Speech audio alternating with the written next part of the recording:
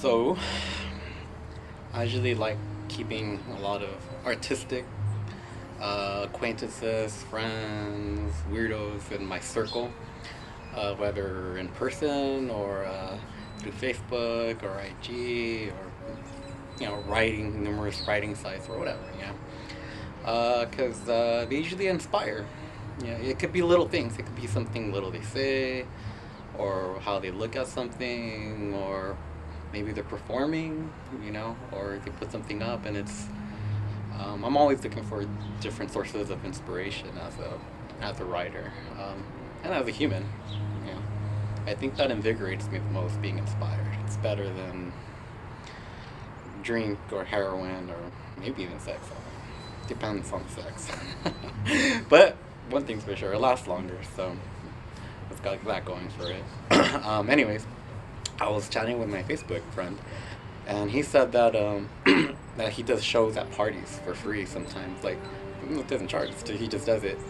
But he I think he does drag and stuff. And he said that he was gonna the next party he was thinking of a concept of dressing up like Medusa and I don't know, acting or reciting or doing something probably fun and cool. But it sounds like fun, huh? But so that kind of got me thinking of the concept of Medusa, and how she's a very I hadn't even thought about her for a long time, and actually not really thought about her. So but just that little conversation that we had, that he said that he was gonna do that, like with the snakes on his head and everything. I was like, wow, that's pretty fucking cool. And then I just started kind of thinking about that, and then I got my brain going, and of course it's like 2 in the morning, and I'm trying to sleep like always, and then I get all this millions of things going through my head, and then that's how inspiration strikes. And when someone asks, why don't writers ever sleep, or why do they sleep late, or like never wake up at 3 a.m. or whatever, that's probably why. Anyway, so it kind of got me going about that, and I wrote this poem actually, and then from memory of what I had about Medusa, and then I kind of did a little research and retweaked it. Anyways, I thought she was like a fascinating subject. I mean, if anyone knows anything about her, she was actually supposed to be really strikingly beautiful, probably one of the most beautiful ones at that time, humans on the planet, women. So much so that Poseidon came and raped her. And Poseidon, obviously, the trident pops up, but he raped her in Athena's temple, and Athena got super pissed. So Athena, I guess, like, talk about a rape victim, right? Instead of punishing Poseidon, because there was nothing she could do about that, she for some reason punished Medusa and turned her into a gorgon with the snakes and the eyes that turn people to stone. And it's only men that she turns to stone. So there wasn't any history of her turning other women to stone, even though she could. She only turned men to stone. So there's like this whole thing about that, like how Freud goes into Freud always talk about drama queen, right? Freud always takes it to like the next level, saying, oh, it's about like male castration and about a child seeing his mom naked and he freezes like a. It's an interesting interpretation. That's why Freud is more popular in literature than he is in actual like psychology circles. In psychology circles, they're almost like ashamed of Freud. Like, okay, I guess he was one of us. He's considering he started the whole field, but they're not really proud of it, which is kind of funny. Like, because they want to be seen as scientists and not like, pseudoscientists, like one step away from astrology. They kind of treat Jung the same way too, because he believes in the archetypes and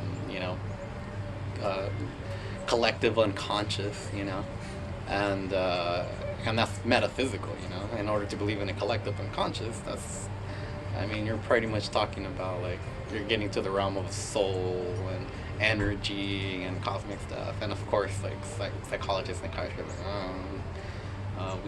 that sounds too dangerously close to a religion, So Freud and Jung are kind of shunned, like in the psychiatry, but in literature they are embraced, because that's awesome. Like they have different interpretations, and that's pretty much what literature is, right?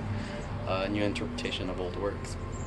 So, anyways, I kind of strayed, but so that was kind of like the story of Medusa, and I just thought she was like a fascinating subject on many levels. Like she was beautiful, she was ugly, she was a victim, but also she was like a lethal slayer of men, you know, any men, and even gods, and even like monsters. So like she was that powerful. Like she could turn anything into stone.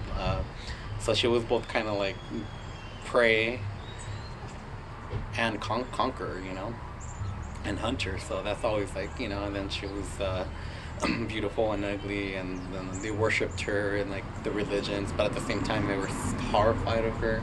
But there's a lot of things going on there. So, and I think feminism has picked up on it, like, and feminism themselves have picked up on her as not necessarily like a martyr, but something along those lines.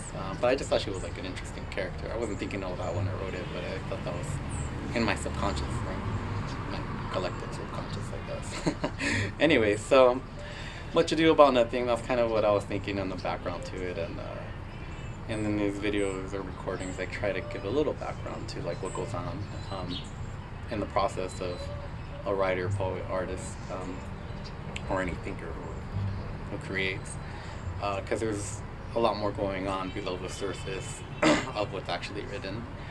Um, but obviously, what written has to speak for itself too. So, anyways, on that note, this is Medusa. You were the most beautiful of mortals, lovely and fair, wild wind-wrapped hair.